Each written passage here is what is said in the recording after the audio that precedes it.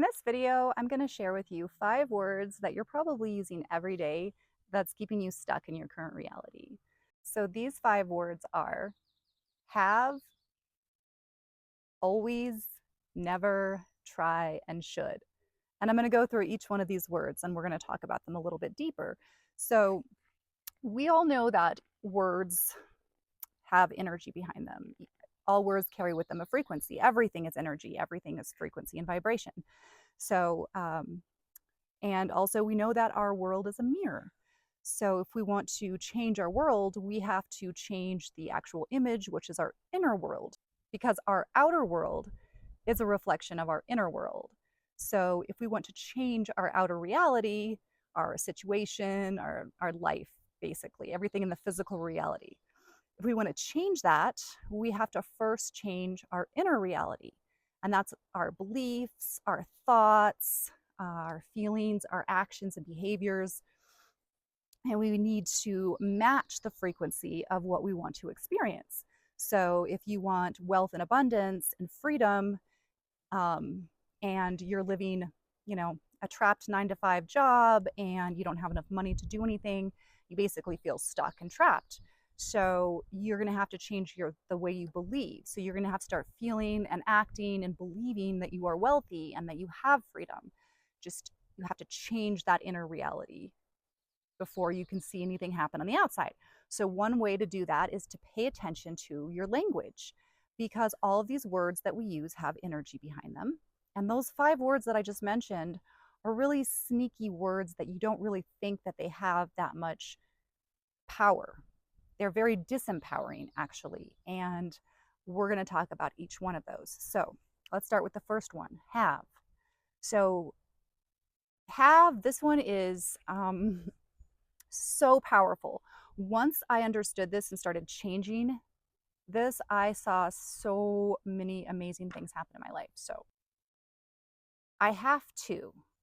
So I want you to do this with me. So write down on a piece of paper or in your head, I have to. Okay.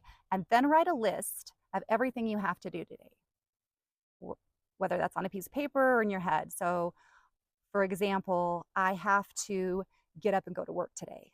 I have to clean the house. I have to pick up groceries. I have to take the dog out for a walk. I have to do laundry. I have to pay bills. I have yard work to do.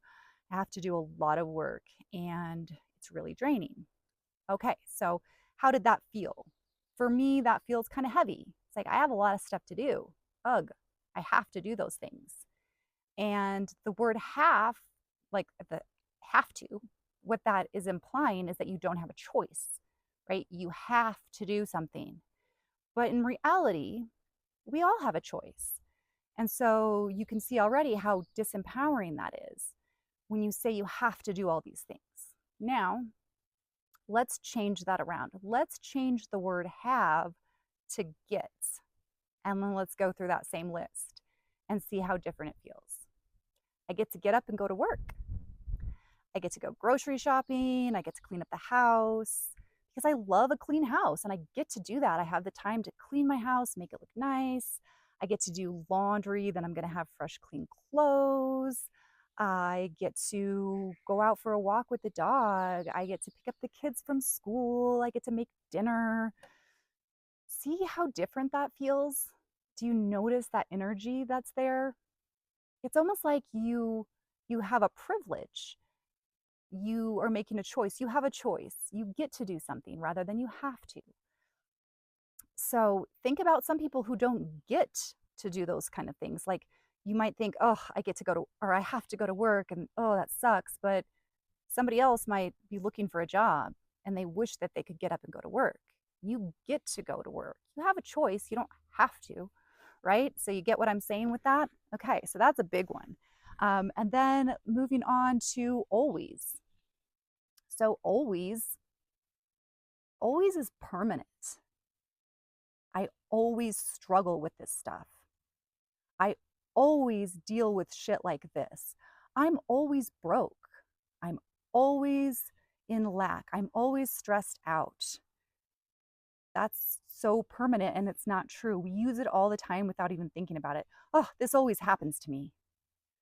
So, no, that is not true. So, think about that. If you're using always in a positive way, like the universe always has my back, that's different.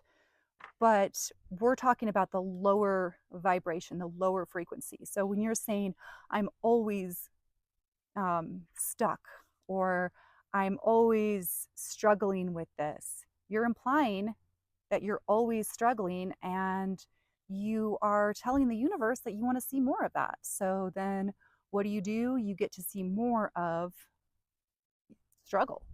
So when you're like, I'm always late, for instance, I'm always late for work, you're probably not always late, but the more you say that, the more often you're going to be late, right? So there's always. And now never. It's the same thing, it's permanent. I never get a break. I never get nothing, I never have anything good happen to me. This is never going to work. I'm never going to get the job I want. I'm never going to be wealthy. I'm never going to have freedom. Never, never, never. Never say never. Okay? That's obvious. That's very disempowering, low vibration. Um, so then we've got try. We know this one. Yoda told us this: do or do not. There is no try, right? When you say you're going to try, you're not giving it your all. You're not committing. You're leaving so much room for failure. You're basically saying, I'm going to try. I'll just try. You know, you need to commit. I'm going to do this. So instead of saying, I'm going to try to apply for that job, that means, even if I just, start to fill out the application, at least I tried. That's all I need to do. No, do. I'm going to fill out this application. It might be hard, I might struggle, but I'm going to do it. If I run into problems, I'm going to figure those out. So, do you see the difference of the energy? I'm going to try. Oh, I'm going to try versus I'm going to do that. I'm going to take action. Big difference, right? Okay, so now should. Should is a big one. I do this a lot. I'm using should all the time when I shouldn't.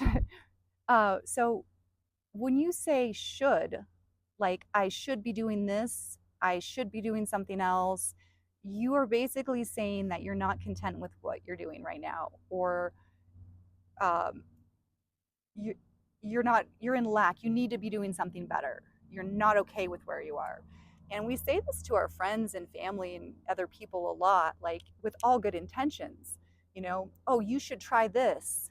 You should go do this. You should go apply for this job, or you should go out with this guy, or you should go shopping at this store with me. You should do this.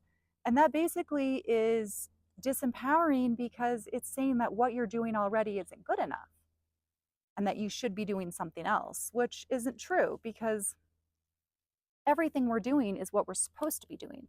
Now, if you feel like something isn't working, you could say something like, I'm doing this and it's not working out. I think I'm going to try something different, but maybe without saying try. I'm going to do something different. See how easy it is? We use these words all the time and they just slip right out. So, should I do this? I should have done that. Do you see how that feels? Oh, I wish I would have done that. I should have, right?